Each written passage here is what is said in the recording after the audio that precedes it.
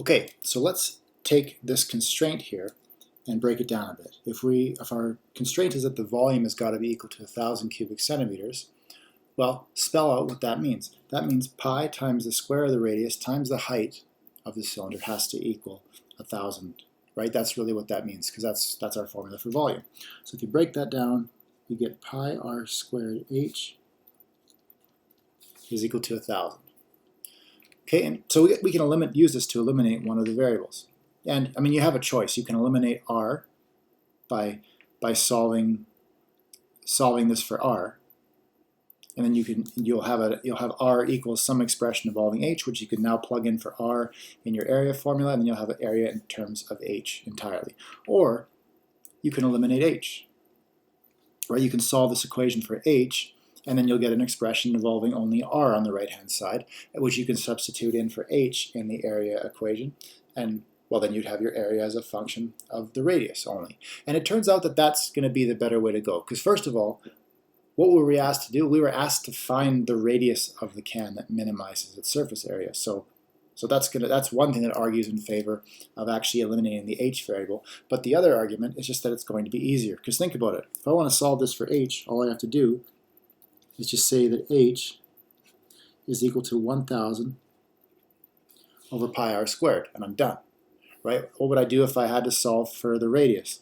Well, I could first divide the pi and the h over to the other side, but then I'd have to take a square root. And, well, if you can avoid introducing square roots as long as possible, I would recommend doing it. It's not that you can't make that work. You can certainly make that work. But let's just do it this way. It's just going to be easier to eliminate h instead, because now we can plug 1,000 over pi r squared, we can plug it in for h, and we can get our area as a function of the radius. So we'll get a is equal to 2 pi r squared plus 2 pi r times 1,000 over pi r squared. Okay, so that's what we get if we combine this constraint with our objective function and then rewrite our objective function as a function of a single variable. So now I don't need this page anymore. We can finish off our work on this page. Okay, so let's clean this up a bit, right? We can cancel out the pi, we can cancel one of the r's, and then we can multiply the 2 onto the numerator, so you'll have a numerator of 2,000, and you'll just be left with a single r on the denominator. So what you'll have is 2 pi r squared plus 2,000 over r. Oops, 2,000 over r. And, well, that's the derivative. Or that's not the derivative yet, pardon me. That's the function. But to take the derivative, which is what I meant to say, to take the derivative, that's not the friendliest form. It might be nicer to have to write this as a power of r. So let's write this as 2 pi r squared plus 2,000 r to the negative 1. Right? That's our area objective function written as a function of r. And because we're going to need to take the derivative, right, to find our critical numbers, because those are going to be the candidates for our local extrema.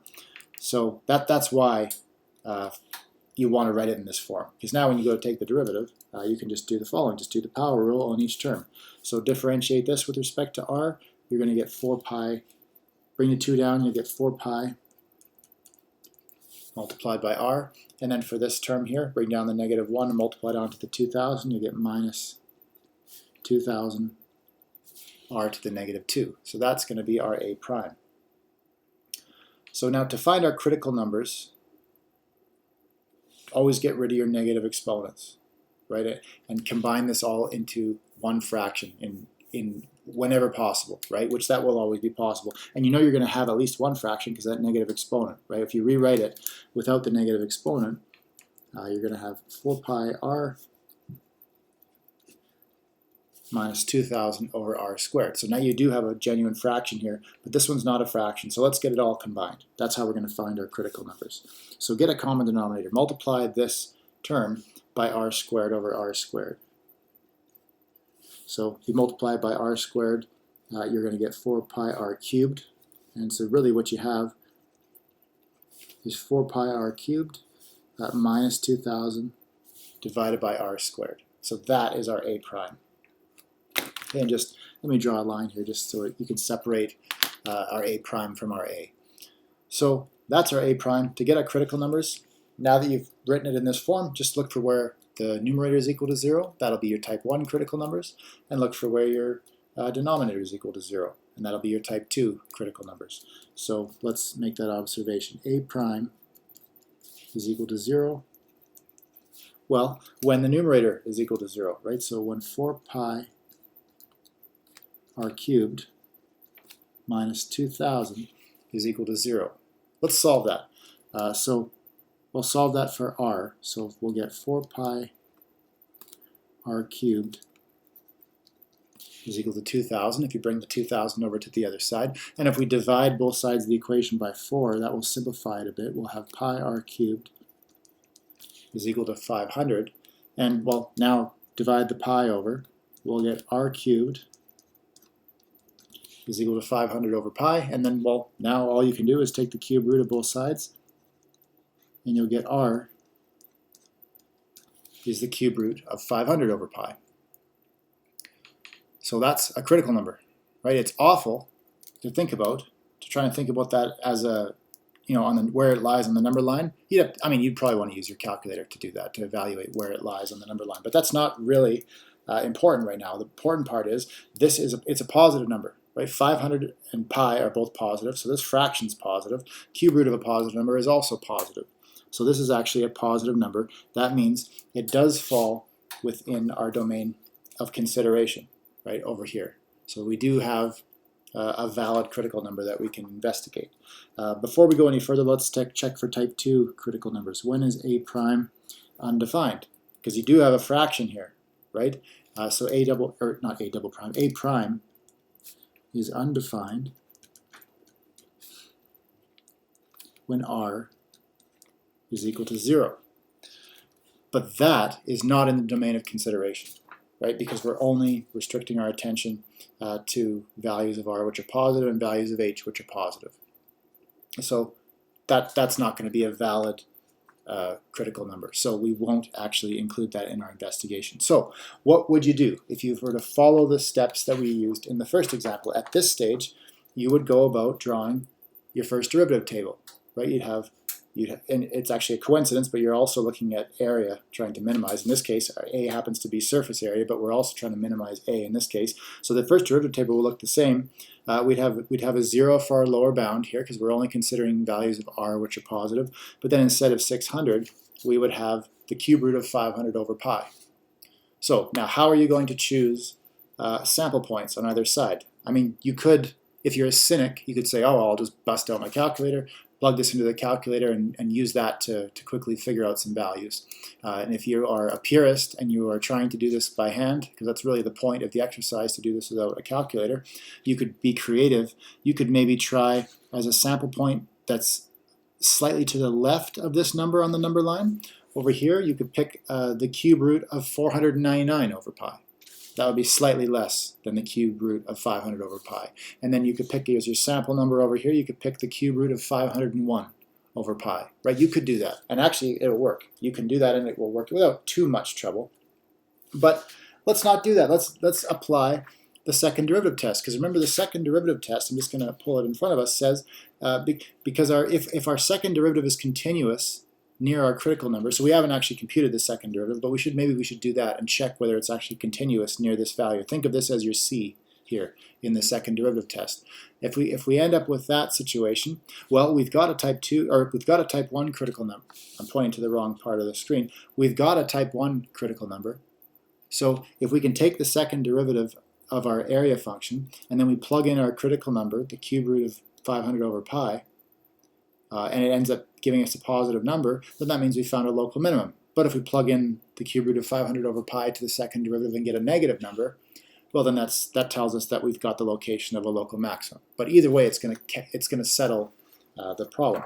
Please don't make the following error, because you might have noticed at this point, well, we only found 2 critical numbers, and this one is discarded because it doesn't fall within the domain of consideration. So there's only one critical number, the cube root of 500 over pi. So you might be tempted to think that, well, we only got one critical number. It's probably going to be a minimum, right? That's really lazy logic, right? And that can get you into trouble, because what if it ends up being the location of a local maximum? What if there's an error in the problem, right? Imagine if someone asks you to go find the radius that's going to minimize the cost of this can, and then what you actually go and do is you go figure out what the radius is to maximize the cost of the can. And you actually give them the worst possible solution that you could ever possibly come up with. That could happen if you don't actually check to make sure that this gives us the location of a local minimum. So that's why we have to either apply the first derivative test or the second derivative test. We can't just shirk that responsibility. So let's do the second derivative test because it actually will save you some work. So what we're going to do is we're going to compute a double prime for starters. And just keeping in with what I did last time, let me just draw another line here. So a double prime. This is less work than I made it sound like because I did a lot of talk there. But once we actually put pen to paper, this won't take long. So to get the second derivative of a, we'll just differentiate this function with respect to r. So we're going to get 4 pi. Right? The derivative of 4 pi r is just going to be 4 pi. But then the second term, take the negative 2, bring it down. You're going to get plus 4,000 r to the negative 3. If you apply the power rule, that's what you'll get.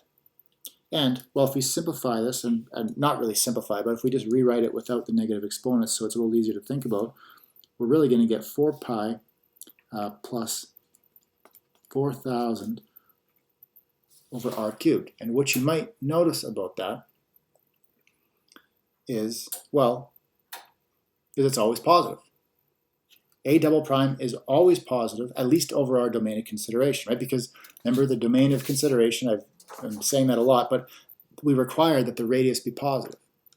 So if we require that the radius is positive, well, then we're going to have 4 pi, that's a positive number. This fraction, 4,000 is positive. If r is positive, then r cubed is positive.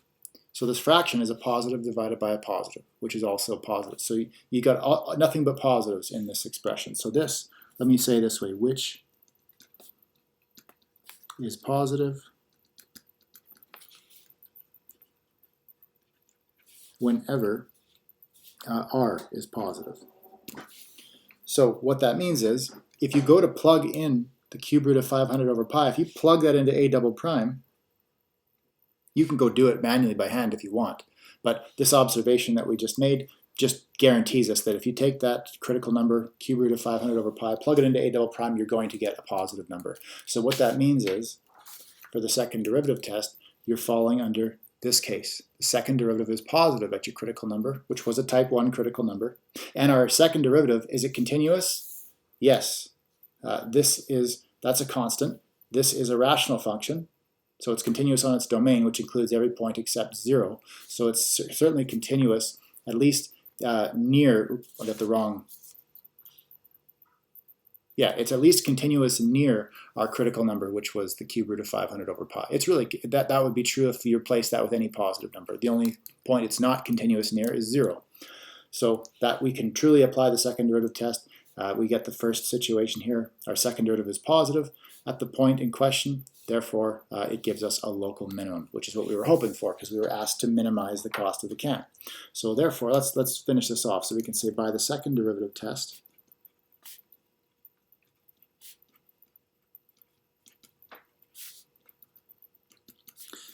well, A, the area, has a local minimum at the point r is equal to the cube root of 500 over pi.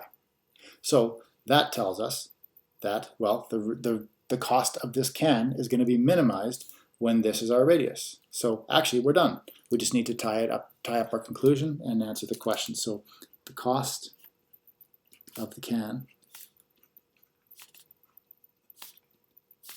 is minimized when the radius is given by, well, 500 over pi inside of a cube root. Right? And of course our units for length were centimeters, so let's put those back in. So that's the answer to your question and to this example. Okay, is that a practical number to work with? Maybe, maybe not, depends on the context, but one thing is for sure is it is the exact solution. So I'll leave it up to whoever asked the question. If they want to round it off, that's up to them, right? But you should find the exact value whenever possible, right? If it's impossible or really impractical, then yeah, maybe sure, do a little bit of rounding and use your calculator and round off at the end. But if you can avoid it, if it's at all possible to avoid it, you should give the exact value whenever possible in this course. So that's the exact value. And if you want an approximation, you just can go ahead and round it off in your calculator.